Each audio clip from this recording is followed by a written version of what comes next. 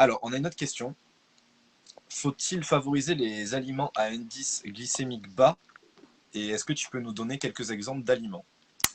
Alors du coup, l'index glycémique, c'est le taux de glucose en fait absorbé par un aliment. Donc plus l'index glycémique est haut, plus il sera absorbé rapidement. Donc tout ce qui est haut, en fait, on les classe par rapport aux chiffres. En dessous de 55, du coup, c'est IG bas.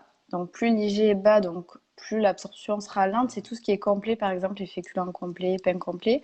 Et ensuite, tout ce qui est bas, c'est les glucides en fait simples qui sont absorbés très rapidement. Donc tout ce qui est par exemple chocolat, miel. Attention aussi, vous avez du coup le pain complet en IGO qui va être absorbé plus lentement et le pain blanc qui sera du coup IG bas qui sera absorbé rapidement.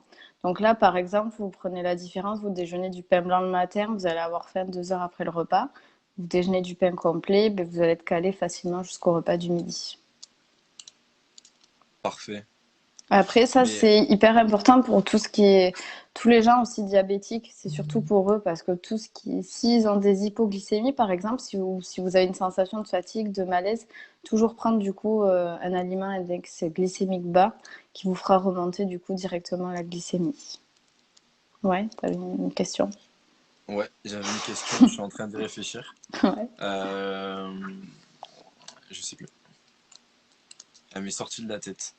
C'était par rapport aux indices glycémiques. Ah oui, ce que je voulais dire, c'est que si ça vous intéresse, on vous mettra peut-être un tableau sous la vidéo dans la Ouais. description. Comme ça, vous aurez un tableau récapitulatif avec tous les IGBA et les IGO. Comme ça, vous verrez un peu les aliments à favoriser.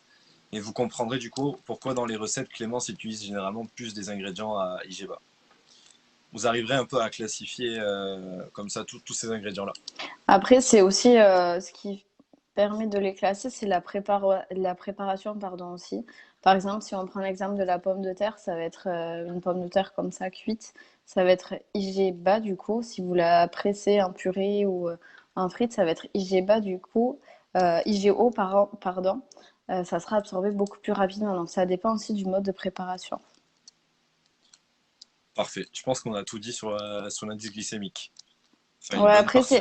après c'est compliqué, mais c'est surtout ouais pour. Enfin, moi j'utilise beaucoup pour les diabétiques. Pour les autres, ça n'a pas forcément d'intérêt à part du coup tout ce qui est sucre simple. Après, c'est compliqué de rentrer en détail aussi sur tous les sujets autour de la nutrition parce que c'est assez Ouais, complexe. Et je pense que tout le monde ne comprendra pas. Et je pense qu'on va plus vous noyer avec des ouais, informations ça sert pas. et vous allez vous perdre. Donc, on reste. Le but, ouais, comme on a dit avec Clem, c'est de rester vraiment global pour que vous compreniez vraiment tout ce qu'on peut vous annoncer et tout vous dire. Ouais, il faut juste retenir que c'est le taux d'absorption du glucose d'un aliment et voilà. Parfait.